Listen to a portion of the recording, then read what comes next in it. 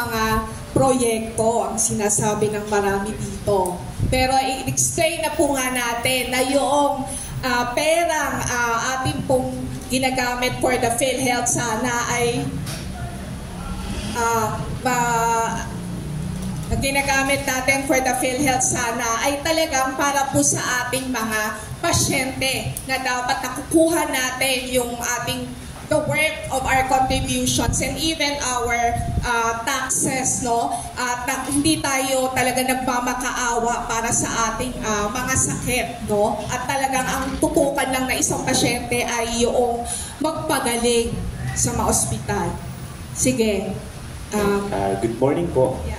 Sige po. Good morning po.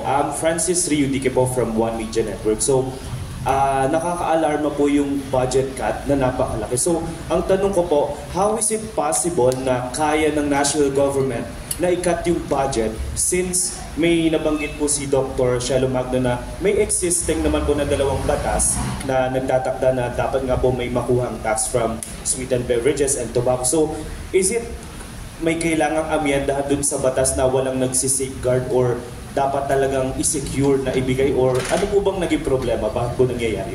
Thank you. Malahura lang po talaga yung kongreso natin ngayon.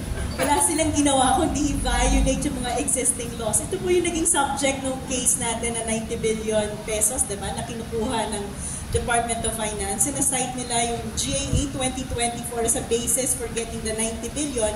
Pero may malinaw pong mga Supreme Court decisions na hindi pwedeng amyendahan ng GAA ang mga specific laws. Ganon din po yung nangyayari dito dahil may specific laws tayo na nagtatagda na ito dapat yung budget for PhilHealth.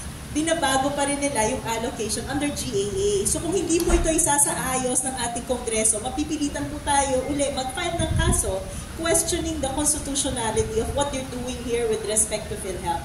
Ano po ba yung implikasyon nito pag nireliit ang budget ng PhilHealth? Tayo pong mga may trabaho, patuloy na nagbabayad ng premium natin. Kapag lumiliit yung counterpart ng gobyerno, ibig sabihin lumiliit yung budget na ina-allocate nila sa mga non-contributor na members. Ito yung mga subsidized, no? So, ang epekto po niyan, overall, lumiliit pa rin yung total na budget na nakaraan sa PhilHealth. Anong implikasyon niyan? Ibig sabihin, hindi pwedeng palawakin kung ano yung coverage ng PhilHealth. Kung gusto natin sana, pwede na tayo agad magkonsulta kapag may nararamdaman tayo. Hindi yung magagawa ng PhilHealth. Kailangan muna natin magkaroon talaga ng matinding sakit, mapunta sa emergency na confine bago ma-cover ng PhilHealth.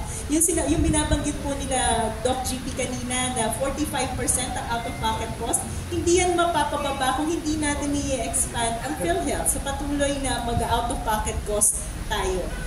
Yung mga gamot na very limited lang yung coverage ngayon, kung kailangan natin, hindi yan mako-cover ng PhilHealth. Dental na yung mahalaga, hindi yan mako-cover ng PhilHealth. So mananatiling limitado ang servisyo ng PhilHealth kung ang budget na karapat-dapat sa PhilHealth ay hindi ibibigay. Another question po. Kung ganun po, sino po yung dapat nakasuhan or dapat managot dun sa nangyayaring budget cut po? Thank you. So kapag nilusot po nila yan at naging batas po yan, katulad po ng respondents doon sa kaso natin sa 90 billion, yun po kasi ay kasama ang Department of Finance, Department of Budget and Management at ang Kongreso. So kung ganito po at ilalabas itong GAA na to, Kongreso din po ang magiging respondent natin tungkol sa constitutionality ng mga ginagawa. Thank you po. Thank you. Ma'am, kung Shelo, paano pang mga binanggit yung mga sasampa ng kaso, sino mga personal na dito sa Kongreso, sa Department of Budget o sa Finance? Pakibagin ko yung mga pangalan para malaman po natin. Yung kaso po na nakasampa na ngayon, yun po yung sa 90 billion na pagbabalik sa nang kinuha nilang 90 billion sa DOF, kinuha ng 90 billion ng DOF sa PhilHealth. Ito po, hindi pa po tayo mag-file ng kaso kasi pina-finalize pa yung budget. Kumbaga, wina-warningan lang natin yung Kongreso natin na kapag hindi nyo po binigay kung ano yung naayon sa batas na budget ng PhilHealth, mag-file po tayo ng kaso. So, pinag-aaralan pa po natin. Tingnan nyo kaya, ma'am, pakinggan ng mga Kongreso at ng mga senador, yung panawagan nyo, mga government official, kung hindi kayo pakinggan sapagkat makakorap na kayo yung mga congressman sa kasenador natin. Yeah, yun na nga po yung nagsabi. Gusto yung pera natin sa lahat ng ahensya ng gobyerno, sinimot na ng mga congressman at ng mga ilang official ang pera natin. Kung nga yung sinabi ni ma'am, ayuda, or peace, sila lahat ang gumagamit. Kung sakali man, dumating yung punto ka, hindi kayo pakigalan kung gagawin ng grupo nyo. Opo. Totoo po yan, no? Alam niyo po tayo, mga ordinaryong mamamayan, yung mga congressman natin, mga senador, mga powerful po yan. Pero dapat po nakikinig sila sa atin kasi tayo nagbabayad ng sweldo nila, tax natin. Kaya po tayo patuloy na nag-iingay dito. At nire-remind sila na dapat sumusunod sila sa batas na ginagawa nila. Hindi nila binabypass para pagsilbihan yung kanilang mga personal na interest. Pero gayon pa man po, kung talagang mananatiling corrupt ang ating mga congressman at mga senador, nananalig pa rin po tayo sa rule of law, sa ating mga institutions. Kaya nandyan po yung ating Supreme Court para puntahan natin at makapag-file ng kaso para questionin itong mga irregularity na ginagawa ng ibang sangay ng gobyerno. So naniniwala pa rin po tayo na ang Supreme Court ay may kakayahan para maging objective sa pag-decide kung ano ba yung nalalatag sa mga batas natin, lalo na sa konstitusyon. Mga kapatid, ako nagpapakilala. Jimmy Mendoza po sa Media House Express, Internet TV, radyo sa Pilipinas. Naka-live po tayo ngayon. Dagdag lang ako, KG. Sana hindi kailangan magmura para pakinggan tayo. Kasi napapakinggan lang yung naging mura. Pag matinong pagsasalita, hindi napapakinggan. So nananawagan kami. Hindi. Magagalit ang nanay ko at tatay ko sa pag nagmura ako. Ano ho to? Hiling natin to sa may kapangyarihan. Hiling natin to pero pera natin to eh. Di ba? Bakit kailangan magmakaawa tayo para sa pera na sa atin din naman ang galing? Di ba?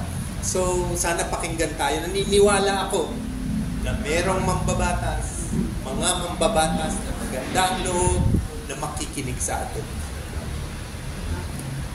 Masingit lang rin ng konti kasi flash ni Sheikh yung nag-estimate lang po kami on the 2025 na makukuhang tax from cigarettes and from kanina po ay 70, baka po may nag-screenshot kanina na nakalagay po ay 70.11. The adjusted figure is 69.81 billion. So, malaking amount pa rin yan kumpara dun sa 47.55 na nakaalagay. Pero if you would be quoting figures, yung pong 69.81 billion, ang ating babantayang dapat ay hindi magalaw. Dapat andyan yan sa PhilHealth budget for 2025. Siguro po, lang din, clarification, when you look at the budget proposal, pag tinignan nyo yung PhilHealth budget, maliban dun sa allocation from excise tax, may iba-iba pang allocation na gagaling sa PCSO, PAGCOR, etc. Hindi po yung counted. So baka mamaya magulat kayo, ba't hindi nagmamatch yung total allocation for PhilHealth? Ito sinasabi natin 47.55. Yung sinasabi natin 47.55, ito lang po yung dapat nanggagaling, ito lang po yung ina-allocate nila na nanggagaling sa excise tax. So, hindi po siya talaga magmamatch doon sa total figure dahil may other sources pa ang PhilHealth. Pero kahit may other sources, hindi dapat matanggal yan dahil yan ay nakasaad sa batas. May dagdag lang ako, no?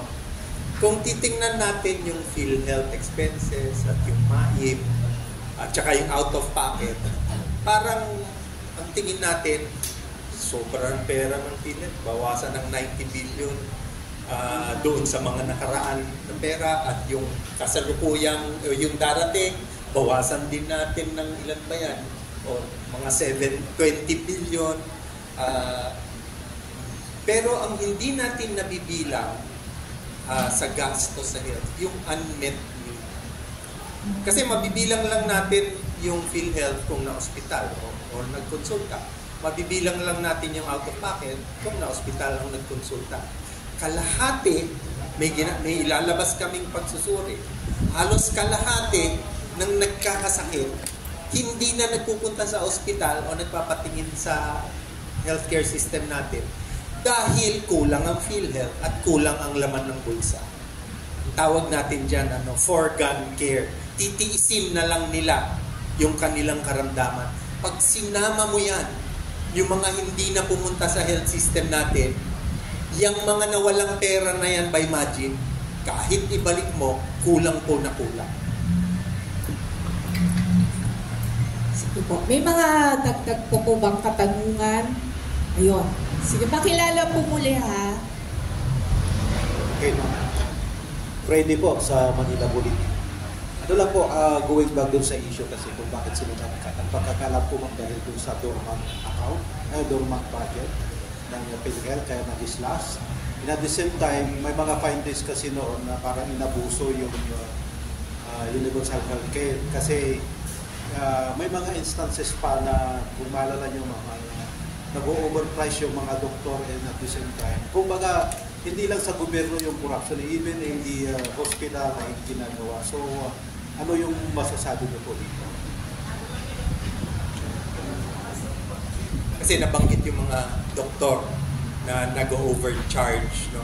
At mukhang nababawasan yung benepisyo para sa pasyente. So kung tinataas natin, halimbawa, ang bayad para sa, halimbawa, operasyon, no? Dinaasan ng PhilHealth ang benefit for operation. Ang tingin ng iba, buti tinaas na kasi bababa ng charge ko. Pwede ko nang dagdagan. Pag nangyayari ho yun at nadadagdagan yung charge, napupunta sa doktor at saka sa healthcare system, yung hospital, sabihin nila rin na ang lit-lit ng sinisingil namin, madadagdagan na namin yung collection para sa healthcare. So, nababawasan yung benepisyo na mararanasan ng pasyente sa gamot, bawas sa babayaran sa gamot at sa mga tests. So, kailangan natin ng batas para ma-regulate yung ating professional fees at saka hospital fees. Hindi kasi tayo tulad ng Thailand nung nag-universal healthcare ang Thailand, halos lahat ng facility nila, public facility. So, madali mag-regulate. No? Sa atin, kalahati ng facility natin, private. Private pharmacy, private hospital, private laboratory, private practitioners. No? So, wala tayong regulasyon sa charging. So, kailangan tayo magkaroon ng batas para ma-regulate po yun. Para yung benepisyo na nabibigay ng ating PhilHealth funds, maalagaan yung bahagi na dapat maranasan ng pasyente at para mabawasan yung kanilang out-of-pocket expenses. Napakaganda ho ng tanong ninyo. Just a follow-up din po. Kasi po, we have a call na hindi bawasan yung pondo. Pero yung PhilHealth naman, kawawa naman yung mga gobyerno kasi kinakaltasan nila ng matataas na premium. Paano po yun? Do we have a call also to balance that? Paano po ulit? Pakiulit mo. Despite na nagkukul po tayo ng avoid defunding yung PhilHealth. Pero in the part naman of the government side, mga empleyado din, ang PhilHealth po kasi namumulekta pa, sobrang taas din po yung kinakuliktan sa mga government employees. So, mayroon pa ba tayong call dyan? Kasi parang hindi na balanse yung sitwasyon. Meron po dun sa batas rin with regard to PhilHealth. Meron po kasi sinasabing reserve or excess funds ang PhilHealth. Yun ang sinasabi ng pamahalaan na, sige, kukuhanin namin kasi kayo, sobra-sobra yung pera mo. Actually, yun doon sa batas po, pagka supposedly may excess funds, pwede kasing bawasin yung premium na binabayad ng tayong mga regular na nagbabayad. Pero imbis na mangyari po iyon, dahil like it or not, talagang may inefficiency mismo nga ang PhilHealth. Pero yun, imbis na palawakin yung coverage kung magkano ang expand pagka ikaw ay na-opera o kaya bawasan ng premium payments at yun ay nasa batas, ang nangyayari po ay kinuha ng Kongreso yung pera. Mali po iyon. Dapat po, pag may sobrang pera, mabawasan sana para yung burden nitong mga direct payers na kagaya natin na automatic kinakaltas pagka po nire-remit sa pera. Sana mabawasan yun. May excess wala.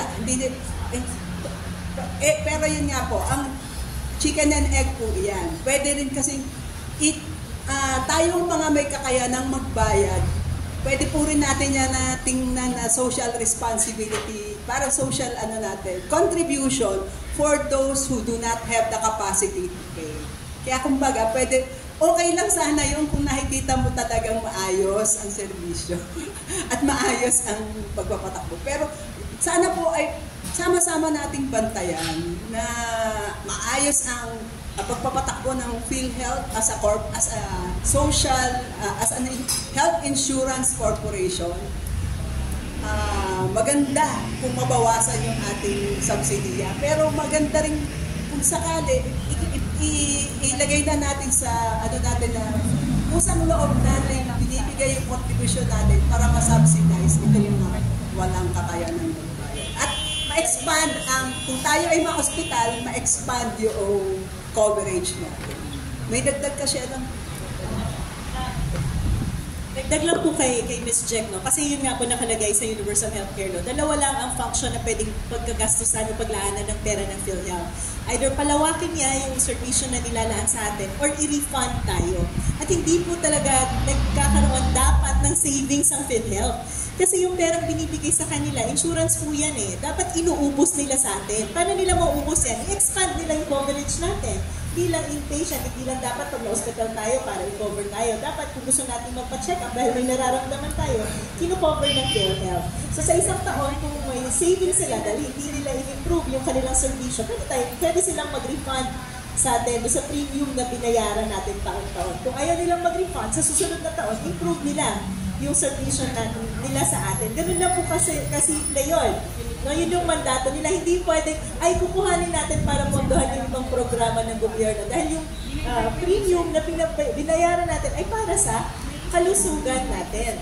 Yung pong binabanggit din, yung mga non-contributory members, ito po yung mga nawala ng trabaho, mga mahihirap na hindi kaya magbayad ng premium, yan po yung binabawasan ng gobyerno ngayon. Kasi sila po yung dapat funded nitong excise tax. Para yung pooling effect, kailangan nakukolekta po yun kasi someone has to pay for their premium, di ba? Dahil ang gusto nga natin, kahit sinong magkasakit, may pondong ibabayad at enroll ka automatically sa PhilHealth.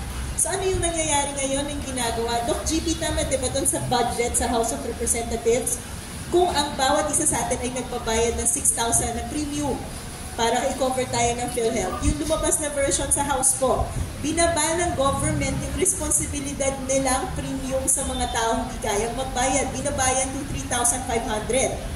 Binabayan to 5,000. Sa iba po sa atin, yung mga familiar sa pagbabayad ng insurance, di ba bumababa lamang yung premium kung yung likelihood mo magkasakit ay mababa?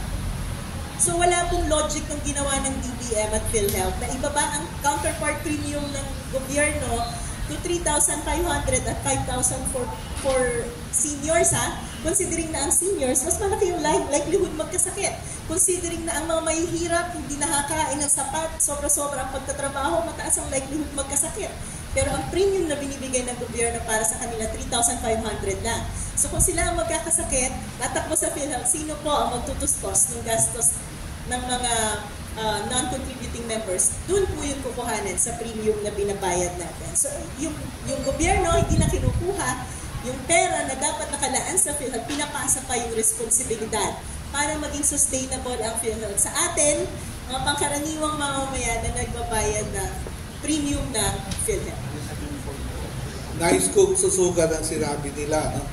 Ang PhilHealth ay insurance ang kanyang ginagawa. Pero iba sa insurance na sa pribado. Ang tawag dito ay social health insurance. Ang ibig sabihin nito, yung binabayad mo sa PhilHealth, kung ikaw ay may kaya at nagtatrabaho, ay tuloy-tuloy niyang ibibigay. Pero kung hindi mo kaya, ang premium mo, ang gobyerno ang magbabayad nito. Nagsasama yung pera ng may kaya at yung galing sa gobyerno sa loob ng PhilHealth. Ang nangyayari, kung kulang ang suporta para sa mahirap, ay kukunin doon sa pera ng direct contributor na sa gobyerno, pribadong kumpanya. Ang tawag doon, pooling, risk sharing. Parang pakikisama ng may kaya sa mahirap. Pero ang nangyayari sa sistemang ito, yung sinabi nga ni Professor Cielo, ang gobyerno ay nagiging balasubas. Hindi niya binibigyan ng buong. Kunyari, ito si private, binibigay niya lahat ng kailangan. Si gobyerno, kalahati lang o ngayon, binabawasan pa yung kanyang dapat ibigay. So, habang sinasabi na lahat tayo pwede pa rin makakuha sa PhilHealth, pero unti-unting mababawasan ang pondong yan at ang magbabayad doon ay yung direct contributor na magagawa. At isa pang gusto ko rin itagdag, sa lahat ng mga sinusuportahan ng gobyerno, ang pinaka nangangailangan ng kalusugan ay yung mga matatanda, yung elderly natin, senior citizens. Halos 30% ng binabayad ng PhilHealth na pupunta sa matatanda. Kaya sabi nga ni Cielo, Professor Cielo, yung matanda pa yung binawasan ng premium. No? Binabaan, tapos sabi nila, baka hindi kayang maging miyembro lahat. Siyempre, kailangan pa rin maglabas ng pera ng PhilHealth kahit hindi ka miyembro dahil hindi binabayaran ng premium. So, kanino ang pinakamatinding epekto nito? Sa matanda, sa mahirap, at saka sa mga may kapansanan. Sila yung sinusuportahan ng pera ng gobyerno na dapat pumapasok sa PhilHealth. Ang naiiwan na magbabayad ay yung mga nagtatrabaho. Na sa isang banda, okay lang dapat, yun ang prinsipyo. Pero nagiging, hindi ko alam mo sa English ang balasubas parang hindi ka nagbabayad na tamang share mo. Yun, ganun ang nangyayari. Doc JB, may tanong po galing sa ating audience from live stream, specifically po sa inyo to naka-refer. Sabi niya, can you elaborate po on the patronage politics that the Senate is prioritizing instead of social health insurance, and what are its implications to the government's deprioritization of UH? Yung hindi lang po Senado kasi nagsimula ito actually sa NEP, yung tinatawag na National Expenditure Program na binuo ng DBM. Nag-request kasi ang PhilHealth na para sa 25 kailangan nila ng 150 billion para premium ng mga mahihirap, para hindi siya para mabayaran ng buo yung premium.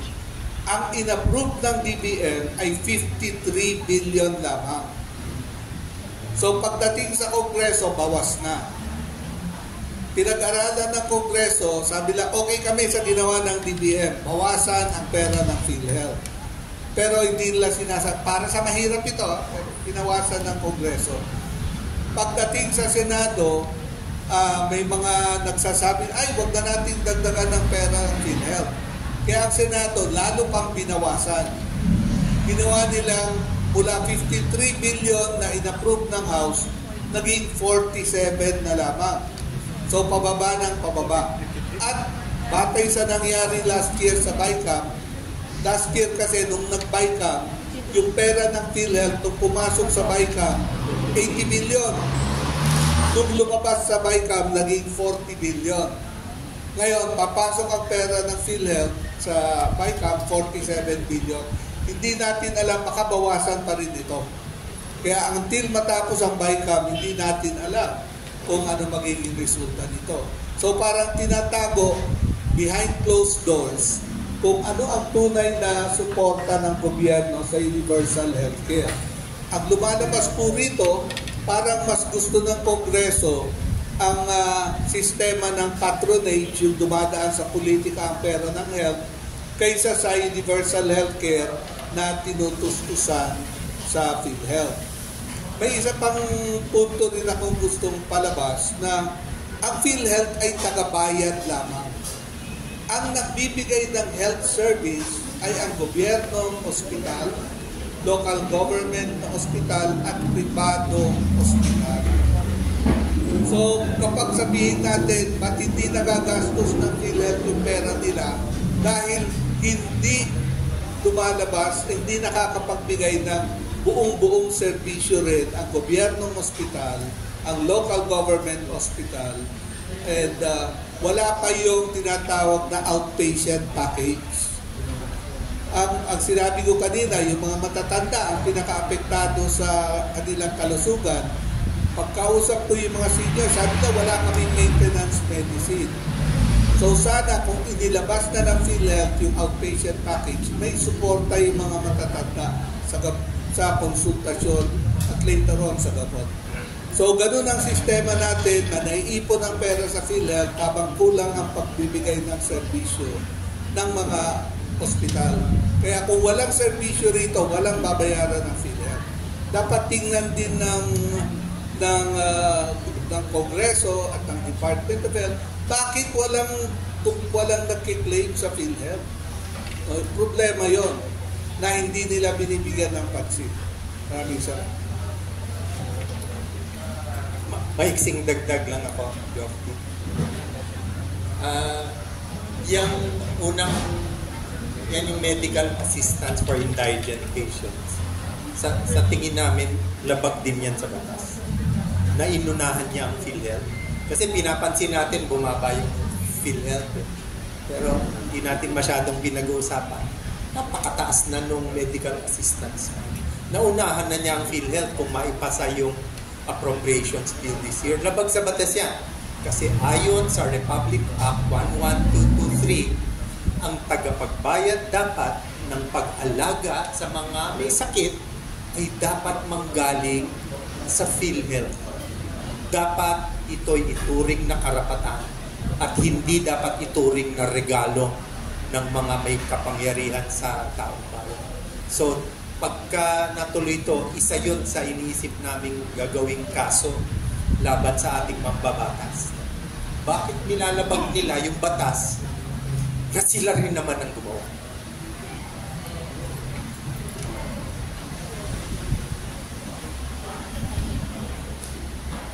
May tanong pa po tayo sa ating mga tagapagsalita. Sige po. I think, kasi for the past almost 10 years, tinatry namin paliwanag sa mga mahihirap yung health insurance. Marami na kami sinubukang paraan. Mahirap talaga intindihin. Ang pinakamalapit yata na may salitang Tagalog na maintindihan ng taong bayan, yung PhilHealth or health insurance, ano yan? Paluwagan. May ambag tayong mga may sweldo, may ambag din para sa mga mahihirap. Ang ambag dyan, galing sa syntax at galing sa ating national government. Ambagan yan. Kung sobra ang pera nakalagay sa batas na dalawa ang pwedeng gawin, dagdagan yung benepisyo or bawasan yung mga ambag. Nakalagay din sa batas ang bawal gawin yan. Bawal ibalik yan sa national government. So yung ginawa natin, hindi natin dinagdagan ng benepisyo. Hindi natin binawasan ang mga premium. Sa halip, nadagdagan pa ang ating mga premium, no? Gaya ng premium. Pangatlo, binawasan at binalik sa national government ang mga pondong ito. So, binaviolate nila yung tatlong pinagkasunduan natin sa gobyerno. Tayong mahirap ibayad yung PhilHealth. Sinabi nyo, di ba? Sa atin, di. Ang laki-laki ng binabayad natin sa PhilHealth. Tapos nung may sobrang pera, biglang tatanggalin yung ambag nila. No? Parang usapan natin, bagang tayo, kumain tayo sa labas, hati tayo. Nung mayroong sukle, sasabihin ni GP, o sasabihin ko, sobrang pera, tatanggalin ko na lang yung ambag ko. Ikaw na lang. Iniwan tayo ng gobyerno para ang nananagot sa gastos sa kalusugan, tayong naghihirap magbayad sa PhilHealth. Tinanggal nila yung ambag nila. So yan ang nakakamangha, nakakainis, nakakagalit sa nangyayari. At gusto naming malaman ng taong bayan at maintindihan na yung paluwagan na yan, merong batas ukol dyan at sunod-sunod na nilalabag ang batas. Meron po tayong dalawang comment na sasagutin dito sa live stream natin. No? Galing kay Sam Monasilio. Sabi niya, tama lang naman na gamitin ang pera sobra ng PhilHealth sa ibang paraan na makakabuti kesa wala naman, kesa mapunta lang sa wala. Dito po papasok yung totoong kwento kung ba't kinukuha yung PhilHealth Fund. Unang-una po gusto nating linawin, kung magkakaroon ng savings, nagkakaroon ng savings na hindi nila ginagawa yung trabaho nila. No? So dapat, katulad ng binanggit ko kanina, yung mga pinuno sa pamahalaan na concern sa kalagayan ng, dahil pangako na naman, mag-e-election, di ba? Kung tunay silang concern sa atin, ayusin niyo po yung PhilHealth, utang na loob. Kasi kung ang justification natin, inefficient na PhilHealth, ay bawasan natin ang budget, dapat pinabawasan natin lahat ng budget ng buong gobyerno. Kasi yung buong gobyerno natin inefficient So baka pwedeng bawasan yung tax na binabayaran natin. That's first.